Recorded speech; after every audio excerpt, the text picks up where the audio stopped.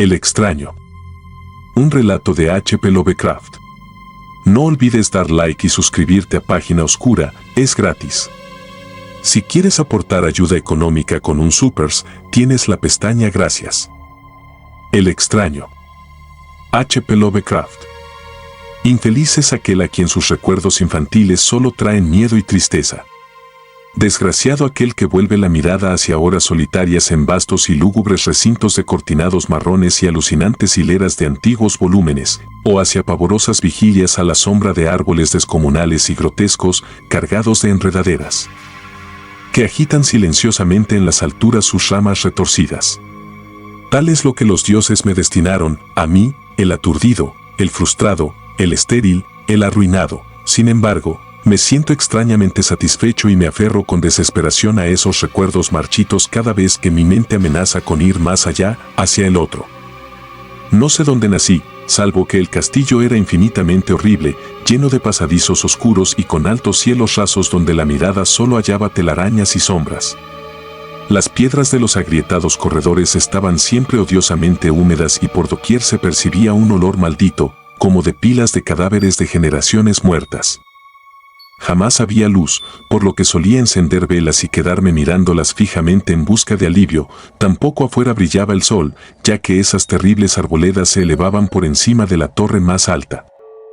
Una sola, una torre negra, sobrepasaba el ramaje y salía al cielo abierto y desconocido, pero estaba casi en ruinas y solo se podía ascender a ella por un escarpado muro poco menos que imposible de escalar. Debo haber vivido años en ese lugar, pero no puedo medir el tiempo. Seres vivos debieron haber atendido a mis necesidades, sin embargo, no puedo rememorar a persona alguna excepto yo mismo, ni ninguna cosa viviente salvo ratas, murciélagos y arañas, silenciosos todos. Supongo que, quienquiera que me haya cuidado, debió haber sido asombrosamente viejo, puesto que mi primera representación mental de una persona viva fue la de algo semejante a mí, pero retorcido, marchito y deteriorado como el castillo. Para mí no tenían nada de grotescos los huesos y los esqueletos esparcidos por las criptas de piedra cavadas en las profundidades de los cimientos. En mi fantasía asociaba estas cosas con los hechos cotidianos y los hallaba más reales que las figuras en colores de seres vivos que veía en muchos libros mohosos. En esos libros aprendí todo lo que sé. Maestro alguno me urgió o me guió, y no recuerdo haber escuchado en todos esos años voces humanas, ni siquiera la mía, ya que, si bien había leído acerca de la palabra hablada, nunca se me ocurrió hablar en voz alta. Mi aspecto era asimismo una cuestión ajena a mi mente, ya que no había espejos en el castillo y me limitaba, por instinto, a verme como un semejante de las figuras juveniles que veía dibujadas o pintadas en los libros. Tenía conciencia de la juventud a causa de lo poco que recordaba. Afuera, tendido en el pútrido foso, bajo los árboles tenebrosos y mudos, solía pasarme horas enteras soñando lo que había leído en los libros. Añoraba verme entre gentes alegres, en el mundo soleado allende de la floresta interminable. Una vez traté de escapar del bosque, pero a medida que me alejaba del castillo las sombras se hacían más densas y el aire más impregnado de crecientes temores, de modo que eché a correr frenéticamente por el camino andado, no fuera a extraviarme en un laberinto de lúgubre silencio. Y así, a través de crepúsculos sin fin, soñaba y esperaba, aun cuando no supiera qué. Hasta que en mi negra soledad, el deseo de luz se hizo tan frenético que ya no pude permanecer inactivo y mis manos suplicantes se elevaron hacia esa única torre en ruinas que por encima de la arboleda se hundía en el cielo exterior e ignoto. Y por fin resolví escalar la torre, aunque me cayera, ya que mejor era vislumbrar un instante el cielo y perecer, que vivir sin haber contemplado jamás el día. A la húmeda luz crepuscular subí los vetustos peldaños de piedra hasta llegar al nivel donde se interrumpían y de allí en adelante, trepando por pequeñas entrantes donde apenas cabía un pie, seguí mi peligrosa ascensión. Horrendo y pavoroso era aquel cilindro rocoso, inerte y sin peldaños, negro, ruinoso y solitario, siniestro con su mudo aleteo de espantados murciélagos. Pero más horrenda aún era la lentitud de mi avance, ya que por más que trepase, las tinieblas que me envolvían no se disipaban y un frío nuevo, como de moho venerable y embrujado, me invadió.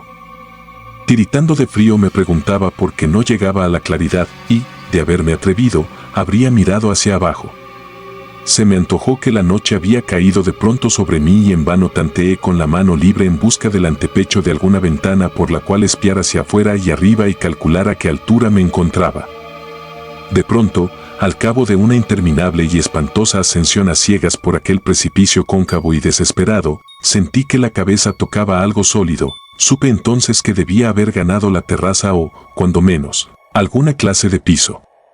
Alcé la mano libre y, en la oscuridad, palpé un obstáculo, descubriendo que era de piedra e inamovible. Luego vino un mortal rodeo a la torre, aferrándome de cualquier soporte que su viscosa pared pudiera ofrecer, hasta que finalmente mi mano, tanteando siempre, halló un punto donde la valla cedía y reanudé la marcha hacia arriba, empujando la losa o puerta con la cabeza, ya que utilizaba ambas manos en mi cauteloso avance.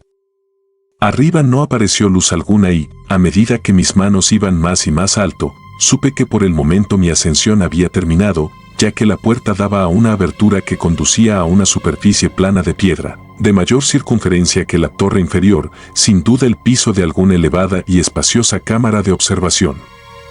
Me deslicé sigilosamente por el recinto tratando que la pesada losa no volviera a su lugar, pero fracasé en mi intento. Mientras yacía exhausto sobre el piso de piedra, oí el alucinante eco de su caída, pero con todo tuve la esperanza de volver a levantarla cuando fuese necesario. Creyéndome ya a una altura prodigiosa, muy por encima de las odiadas ramas del bosque, me incorporé fatigosamente y tanteé la pared en busca de alguna ventana que me permitiese mirar por vez primera el cielo y esa luna y esas estrellas sobre las que había leído. Pero ambas manos me decepcionaron, ya que todo cuanto hallé fueron amplias estanterías de mármol cubiertas de aborrecibles cajas oblongas de inquietante dimensión. Más reflexionaba y más me preguntaba qué extraños secretos podía albergar aquel alto recinto construido a tan inmensa distancia del castillo subyacente. De pronto mis manos tropezaron inesperadamente con el marco de una puerta, del cual colgaba una plancha de piedra de superficie rugosa a causa de las extrañas incisiones que la cubrían. La puerta estaba cerrada, pero haciendo un supremo esfuerzo superé todos los obstáculos y la abrí hacia adentro. Hecho esto, me invadió el éxtasis más puro jamás conocido, a través de una ornamentada verja de hierro y en el extremo de una corta escalinata de piedra que ascendía desde la puerta recién descubierta, brillando plácidamente en todo su esplendor estaba la luna llena, a la que nunca había visto antes. Salvo en sueños y en vagas visiones que no me atrevía a llamar recuerdos. Seguro ahora de que había alcanzado la cima del castillo, subí rápidamente los pocos peldaños que me separaban de la verja, pero en eso una nube tapó la luna haciéndome tropezar, y en la oscuridad tuve que avanzar con mayor lentitud. Estaba todavía muy oscuro cuando llegué a la verja, que hallé abierta tras un cuidadoso examen pero que no quise trasponer por temor a precipitarme desde la increíble altura que había alcanzado. Luego volvió a salir la luna. De todos los impactos imaginables, ninguno tan demoníaco como el de lo insondable y grotescamente inconcebible. Nada de lo soportado antes podía compararse al terror de lo que ahora estaba viendo, de las extraordinarias maravillas que el espectáculo implicaba. El panorama en sí era tan simple como asombroso, ya que consistía meramente en esto, en lugar de una impresionante perspectiva de copas de árboles vistas desde una altura imponente, se extendía a mi alrededor, al mismo nivel de la verja, nada menos que la tierra firme, separada en compartimentos diversos por medio de lajas de mármol y columnas. Y sombreada por una antigua iglesia de piedra cuyo devastado capitel brillaba fantasmagóricamente a la luz de la luna. Medio inconsciente, abrí la verja y avancé bamboleándome por la senda de grava blanca que se extendía en dos direcciones. Por aturdida y caótica que estuviera mi mente, persistía en ella ese frenético anhelo de luz, ni siquiera el pasmoso descubrimiento de momentos antes podía detenerme. No sabía, ni me importaba, si mi experiencia era locura, enajenación o magia, pero estaba resuelto a ir en pos de luminosidad y alegría a toda costa. No sabía quién o qué era yo, ni cuáles podían ser mi ámbito y mis circunstancias. Sin embargo, a medida que proseguía mi tambaleante marcha, se insinuaba en mí una especie de tímido recuerdo latente que hacía mi avance no del todo fortuito, sin rumbo fijo por campo abierto, unas veces sin perder de vista el camino. Otras abandonándolo para internarme, lleno de curiosidad, por praderas en las que solo alguna ruina ocasional revelaba la presencia, en tiempos remotos, de una senda olvidada. En un momento dado tuve que cruzar a nado un rápido río cuyos restos de mampostería agrietada y mohosa hablaban de un puente mucho tiempo atrás desaparecido. Habían transcurrido más de 2 horas cuando llegué a lo que aparentemente era mi meta, un venerable castillo cubierto de hiedras, enclavado en un gran parque de espesa arboleda, de alucinante familiaridad para mí, y sin embargo lleno de intrigantes novedades. Vi que el foso había sido rellenado y que varias de las torres que yo bien conocía estaban demolidas, al mismo tiempo que se erguían nuevas alas que confundían al espectador. Pero lo que observé con el máximo interés y deleite fueron las ventanas abiertas, inundadas de esplendorosa claridad y que enviaban al exterior ecos de la más alegre de las francachelas. Adelantándome hacia una de ellas, miré al interior y vi un grupo de personas extrañamente vestidas que departían entre sí con gran jarana. Como jamás había oído la voz humana, apenas sí podía adivinar vagamente lo que decían. Algunas caras tenían expresiones que despertaban en mis remotísimos recuerdos, otras me eran absolutamente ajenas. Salté por la ventana y me introduje en la habitación, brillantemente iluminada, a la vez que mi mente saltaba del único instante de esperanza al más negro de los desalientos. La pesadilla no tardó en venir, ya que, no bien entré, se produjo una de las más aterradoras reacciones que hubiera podido concebir.